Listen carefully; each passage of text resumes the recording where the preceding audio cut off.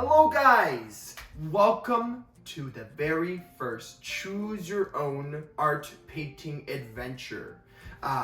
If you don't know, my name is Aiddn Lee. I'm a painter, as you can see, and you know what? I have all abilities. So technically I have autism, ADHD, and anxiety, but really that doesn't really define who I am. I'm a painter. I love creating abstract, from landscapes to pottery. I really love taking just a whole bunch of mixed media. But today we're going to be mainly focusing on a new type of painting style. It's going to be a choose your own adventure plus painting. You know, I always love choose your own adventures, guys. If you ever think of the Goosebumps books, they had these whole bunch of choose your own adventure books. So imagine that, but in a painting standard. So I hope that you guys are ready, and I hope that you are excited for this, because it's going to be quite interesting. And I hope that you have your mind ready, because you're going to have to choose between one or the other, just like every other classic choose your own adventure. Okay guys, so before we start, what do we need to paint in this choose your own adventure story? Well, you're going to obviously need some paintbrushes. Always need paintbrushes here, guys. You're going to want a canvas. Now, you don't need a canvas at times. You can use pieces of paper, newspaper, whatever you have on around you to paint. You can even use a blackboard. You can use digital as well. Whatever floats your boat. And then for physical painters, you're going to need the colors of black, blue, white, yellow, and that's it. And also one reusable container to use for washing brushes, crayons, oil pastels, whatever you guys have on you. Koki pens, if that works for you. But you know what? You just want to make sure that you have a lot of fun. I wanted to just teach you something just before we get into it. Or actually, let's get started with it. We're going to first start with a technique. Before painting, we always need to do a technique that I always do to get myself into the mood, to get myself free from all of the outside stresses of the day. So I want you to close your eyes, and I want you to, if your shoulders are stressed, just relax. Relax your shoulders. I want you to first imagine you're holding an air. Imagine you're holding air. So imagine just making a circle with your hands. And you're going to start swirling your hands. You're going to start swirling this ball of air as you're breathing. You're going to breathe in and out as you're swirling this air. Now, when I was younger, I used to use this technique because it was my way of really getting rid of all of, the day's stresses. I used to be very stressful of a lot of things. But when I did this technique, it allowed me to focus on my painting rather than anything else around me. So as you're circling this ball of air, while we're doing these swirling movements, we're going to be incorporating these movements into our piece. So it's important that you master how these swirls follow. Swirl your hands just as if you were swirling the ball of air. Now you're going to stop swirling your hands. You're going to open your eyes. You're going to push that air away. Now that we have our minds settled and our souls are calm, we can get started on our painting adventure. So we're going to first start off with our background. And I have my minimalistic piece right here. As you can see, it's already white. But we're going to have to give it a bit of life. So all you have to do is very simple. Taking your white, like we discussed before, you're just going to apply it in a round shape. I'm applying my round shape right here. Making it relatively roundish. As you can see, it still follows around.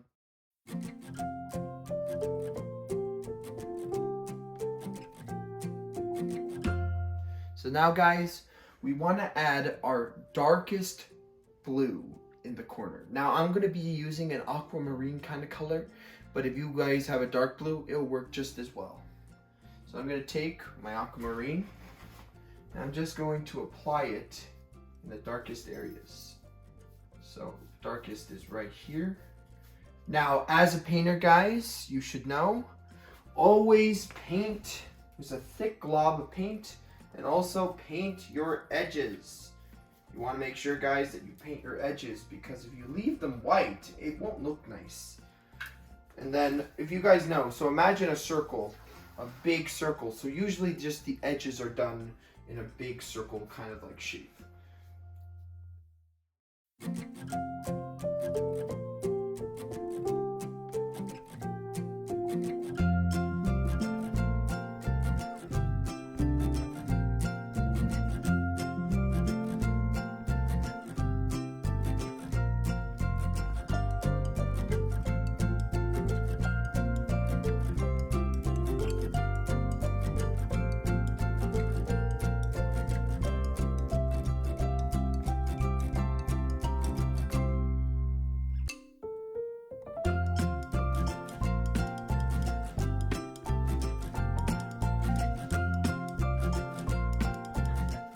Hope that you guys are following me, and I hope that you're keeping up.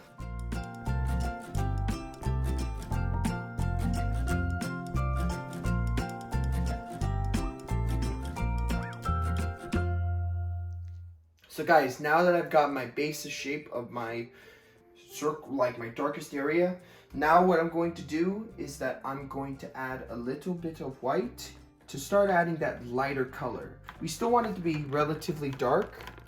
We just add a touch of white, and then we just start blending.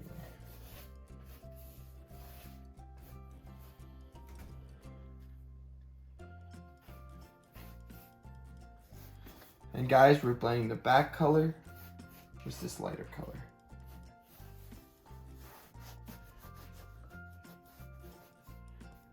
Guys, we're going to be adding a little bit more white. Make it even lighter. Now it's like a lighter, like kind of like a light baby blue.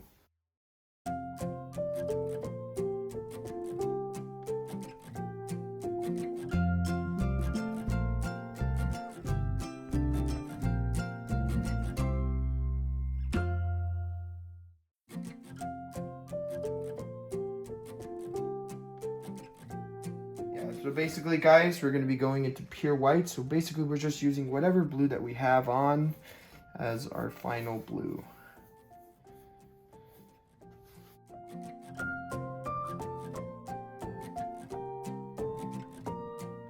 Not straight.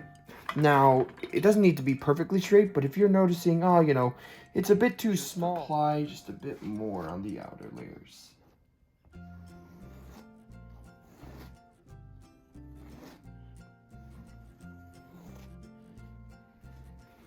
There you go. Okay guys, so what you're gonna need is that you're gonna need a second brush, a relatively big brush.